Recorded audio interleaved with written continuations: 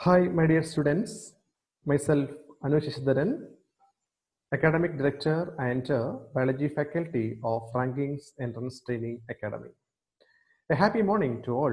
I welcome all of you in this new video lesson.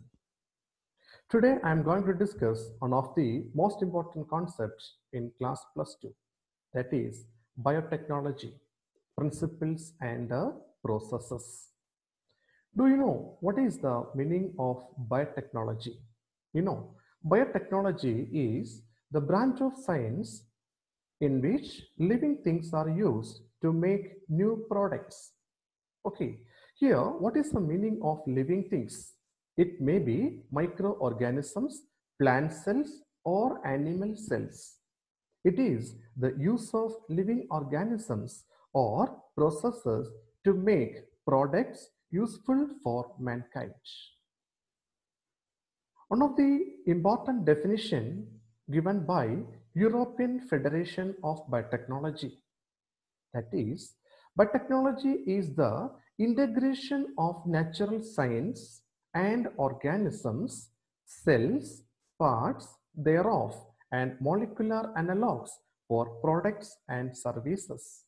This is the definition by European Federation of Biotechnology. First of all, I am going to discuss some of the old biotechnology, means oldest form of biotechnology. You are very familiar. The old biotechnology are based on the natural capabilities of microorganisms. For example, in traditional time onwards, we are using some biotechnological aspects for making bread and curd with the help of microorganisms. You are very familiar. Bread formation occur because of the fermentation process by the yeast cells. And the conversion of milk into curd, you are very familiar because of the action of a bacterium named lactobacillus. Some application of fermentation in the production of wine and other alcoholic beverages is also a biotechnological techniques we were using in the traditional period onwards. Next one, I'm going to discuss the principles of biotechnology. Among many of the techniques, the two core techniques that enabled the birth of modern biotechnology are genetic engineering and maintenance of sterile environments. Is it clear? That means the two important techniques enabled the birth of modern biotechnology, that is genetic engineering and maintenance of sterile environments. So first of all, what is the meaning of genetic engineering? You know, genetic engineering means it's a technique to alter the chemistry of genetic material. Do you know which are the most important genetic material? DNA or RNA as the genetic material for all type of organisms. So genetic engineering means the technique to alter the chemistry of such genetic materials like DNA and RNA to introduce these into the host organisms and thus change the phenotype of the host organism. So I am going to explain in detail. Genetic engineering is alternately called rDNA technology. Is it clear? Genetic engineering process is alternately called rDNA technology. It means recombinant DNA technology. Is it clear? Recombinant DNA technology. That is rDNA technology. I'm actually going to discuss the process of rDNA technology by using an example. I'm actually explaining the topic based on an example. The example you are very familiar. Some of the people in our society, they are facing one of the most important disease, that is diabetes. Do you know what is the reason for diabetes? Because of the deficiency of an important hormone. What is that? Insulin. Okay, nowadays we are able to produce insulin by using the technique. Which technique? Biotechnology, especially rDNA technology. So I am going to describe or explain this topic based on that example, production of human insulin. For the production of human insulin by using rDNA technology, first of all, we have to select or we have to isolate the DNA molecule responsible for the production of insulin. You are very familiar. Each and every characters are controlled by a pair of genes. So insulin production also controlled by a pair of gene. So in the first step, what we have to do, the required gene, which is a required gene, the gene responsible for the production of insulin, we have to cut with the restriction enzymes from a DNA molecule. Suppose you think about this is the DNA molecule or a foreign DNA responsible for the production of insulin. So the main objective of this technology is that we have to transfer this particular DNA into a host cell.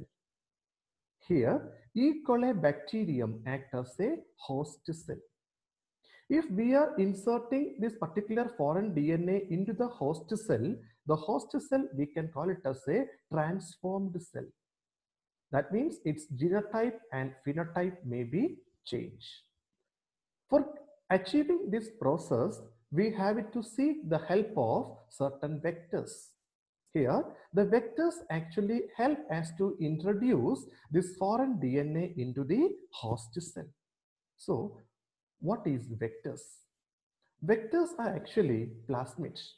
You know plasmids? The plasmids are actually extra chromosomal, circular, self-replicating DNA present in bacteria. Here, plasmid actually using as a vector. So we have to isolate bacterial plasmids again by using restriction enzymes. Next step, you are very familiar, ligation of this foreign DNA into the vector DNA. Look, this is the foreign DNA and this is the vector DNA. We have to ligate these two DNA. That means we have to ligate the foreign DNA into the vector DNA. The process is called ligation. As a result, what we will get? We will get a new stretch of DNA. It is called a recombinant DNA. That is why the process we can call it as rDNA technology, means recombinant DNA technology. This recombinant DNA, we have to insert it into the host cell. Host cell means E. coli cell.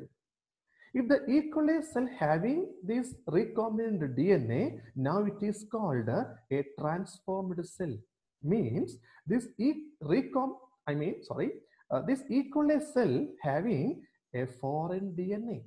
Now it is called a transformed cell. Which is our foreign DNA? The DNA have a capacity to produce insulin. Now, this bacterial cell got a capacity to produce a protein called human insulin. Suppose you think about if we are actually giving a suitable culture medium for the growth of this bacterium, what happened? This bacterium should be start division. Do you know in which method the bacterium showing division? Through a mechanism called a binary fission. This bacterium should be divided into two. These two bacterium should act as transformed cell. Okay, by using this technique, we can produce thousands and millions of bacterium, the transformed cell, by using this technique. Again, we have to obtain the foreign gene product, which is the foreign gene product, insulin. Is it clear? This is actually the entire process of recombinant DNA technology. I said two important things related to the development of modern biotechnology. First one is the genetic engineering and second one is the maintenance of sterile environment. It means we have seen the transformed cell. We have to culture the transformed cell, the transformed E. coli bacterium in a sterile environment.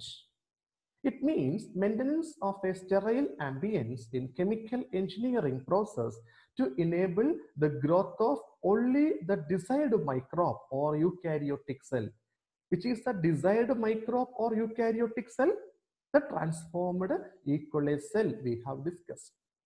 So we are actually maintaining this sterile environment for converting this cell into large quantities for the manufacture of biotechnological products like antibiotics, vaccines, enzymes, etc. As per the example, which is our product, insulin. Okay. Here I am actually introducing two important scientists, Stanley Cohen and Herbert Boyer. Stanley Cohen and Herbert Boyer first made recombinant DNA in 1972. So in which methods they were used for the creation or the development of a new recombinant DNA? What they have done? First of all, they have isolated an antibiotic resistant DNA from the plasmid of a bacterium. The name of the bacterium is Salmonella typhimurium. Is it clear? From the plasmid of a bacterium named Salmonella typhimurium, they have isolated a particular gene coding for antibiotic resistance. That means some genes of the plasmid of Salmonella typhimurium, they have a capacity to resist against antibiotic. Suppose you think about, this is the antibiotic gene obtained from the plasmid of Salmonella typhimurium. Afterwards, what they have done, they have introduced this foreign DNA, or they have ligated this foreign DNA with a vector DNA. You know, the plasmid acts as a vector. As a result of the ligation of this foreign DNA into the vector DNA, they got the first recombinant DNA. Okay, afterwards, they have introduced this recombinant DNA into the E. coli cell.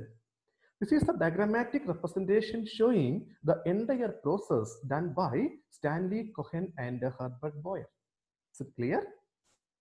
I repeat once again, first of all, what they have done, they have isolated an important antibiotic resistant gene from the plasmid of a bacterium called Salmonella typhimurium. Afterwards, that particular DNA ligated with a vector DNA. See, this is the vector DNA, the plasmid DNA. As a result, what they got? They had produced the first recombinant DNA. Afterwards, that first recombinant DNA, they had cloned inside the E. coli cell. That means they have introduced that recombinant DNA into the E. coli cell. Is it clear? Now, we have to learn the different steps in the process of recombinant DNA technology. Okay, so in the last session, I have explained the entire process of recombinant DNA based on an example, which is, for example, insulin production. Okay, the insulin production with the help of recombinant DNA technology. Now I am going to discuss the basic steps involved in the process of recombinant DNA technology. First one is the isolation of genomic DNA. For example, if you want to produce or prepare the human insulin, first of all, we have to isolate the entire genome, the entire gene from a human cell. Okay. Second step, you are very familiar, the fragmentation of this DNA using molecular scissors. As a result of the first step, you know, we will get a large number of DNA molecule, means the entire DNA of the cell. In the second step, we have to make sure that the cutting of this DNA into small fragments. The process is called the fragmentation. The fragmentation can be achieved with the help of certain type of enzymes. The enzymes are called restriction enzymes, also called molecular scissors. So, by using restriction enzymes, we have to cut the DNA molecule into small fragments. So as a result of the second step, what we will get? We will get so many fragments of DNA. What is the third step? From that large number of DNA fragments, we have to find out the desired gene. Do you know what is the desired gene as per our example? Insulin production. Desired gene means the DNA responsible for the production of insulin. So the third step is that screening the fragments for a desired gene. For identifying the desired gene, we are using an important technique. This is called gel electrophoresis. So the third step is that screening the fragments with the help of a phenomenon called or a technique called gel electrophoresis for identifying the desired gene. Desired gene means the foreign gene, the gene responsible for the production of insulin as per our example. Okay, one more step in between 3 and 4. I will explain that also. Sometimes the desired gene, the quantity may be very less or they are not having proper quality. At that time, we are using another important technique for amplifying the desired gene into so many fragments. It is called amplification of desired gene. For amplification of desired gene, we are using a technique called PCR. PCR means polymerase chain reaction. Okay, this step is not compulsory if we are facing such a situation. Which situation? If the desired gene not having proper quality or not proper quantity. At that time, we can use polymerase chain reaction for the amplification of desired gene. Okay, fourth step, inserting this desired gene fragment within a vector. Insertion of desired gene into a vector or ligation of desired gene into a vector. Look, this is the vector, the plasmid DNA I discussed. And this is the foreign DNA, the DNA responsible for the production of insulin. Okay, inserting this foreign DNA into vector DNA, what we will get? We will get a recombinant DNA. This is the recombinant DNA. Is it clear?